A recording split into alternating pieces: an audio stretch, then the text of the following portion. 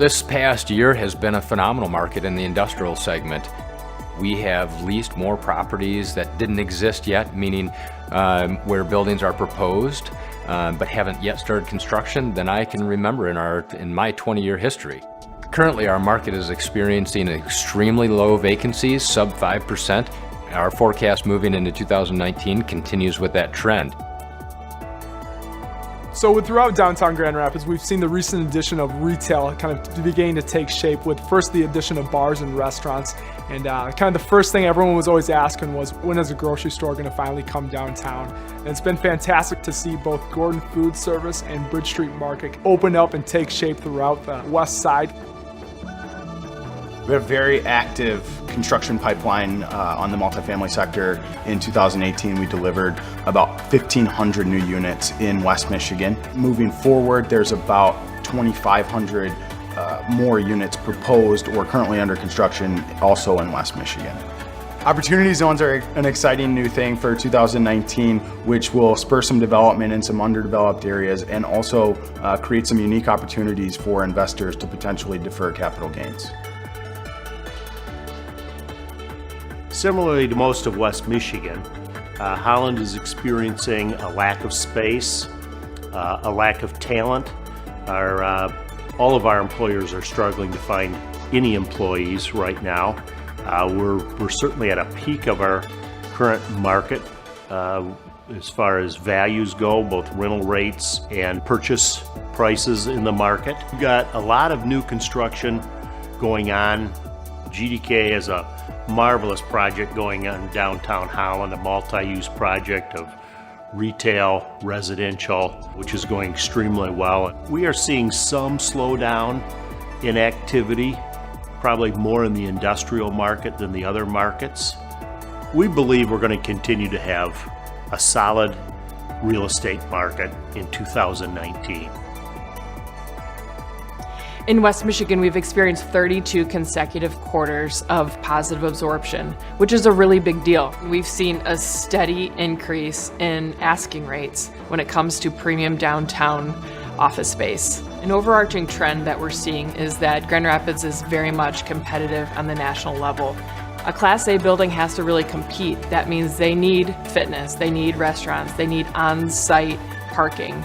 And those are things that developers are listening to as they start to formulate what their building is going to look like and how it's going to compete in the marketplace. Pretty much across the board, all areas of the industrial segment are growing in our market. The one unknown as we move into 2019 is automotive. That one, there's a lot of discussion currently with the big three and the new domestics as they shift towards electric vehicle manufacturing. How does that impact the traditional facilities that we've had here, and does it, is there a potential drop in production that would impact that segment of the market? We have found that the demand for industrial space does not correlate to job growth. We are still growing the industrial market faster than we're replacing jobs that were lost. A lot of it is just moving product, and it just happens to involve a few less people. Product distribution, for example, the new Amazon building, last mile delivery, people in this market that are manufacturing components that help with the material handling that goes inside all of these buildings. Brick and mortar stores still make up 90% of overall sales. I think it's pretty evident in West Michigan as well too, when you go down Wealthy Street corridor and see how many mom and pop shops are down there, that people like to go in there, touch the product, feel it, and enjoy it.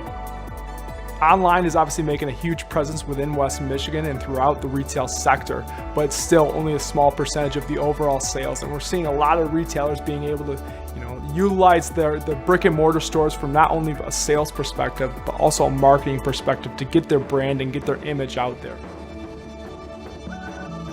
Affordable housing is something in our market that we've been struggling to deliver because of construction costs and land costs, and there are some developers who are tackling sort of that missing middle and lower income housing in wonderful areas of our city. ICCF, Third Coast Development, WODA Group, and a few others are really doing a great job of allowing people to continue to live in the city and be a part of a vibrant community.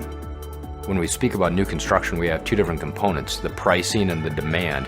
While we expect the demand to continue to increase due to the lack of existing product, we do expect the pricing to level off slightly as we move into 2019. It's a very tight market for tenants and for buyers. It's definitely a landlord-seller market. The competition for labor has gotten so fierce that now we're not just talking about executives or C-suite. We're talking about operations people, maintenance people, janitorial staff. We can't fill those positions, and so we're having to up compensation or provide bonuses, and people are cannibalizing other people's staff. Open office environments have been a trend in the last 3 years. We're seeing a bit of a shift where it's not assumed that the open office collaborative open space is what's best for everybody. We're seeing people stop and they're reevaluating whether or not that fits best for their culture. 150 Ottawa has been a great success from start to finish. The building has an incredible anchor tenant in Warner Norcross and Judd. Chemical Bank has committed to being there, and Van Wyck Risk Solutions will be taking the entire 10th floor to fill up the whole building. Within the next 5 years, a corridor that we really anticipate seeing some activity is the Broadmoor and M6 corridor. There should be some recent activity, especially with the Amazon addition and some handful of other residential apartment projects going on, and we're starting to see some activity begin to move out there as well. We anticipate it's still going to be a strong year for a lot of retailers. We have a lot of stores in the pipeline, a lot of activity. It just comes down to space and finding those opportunities within the market.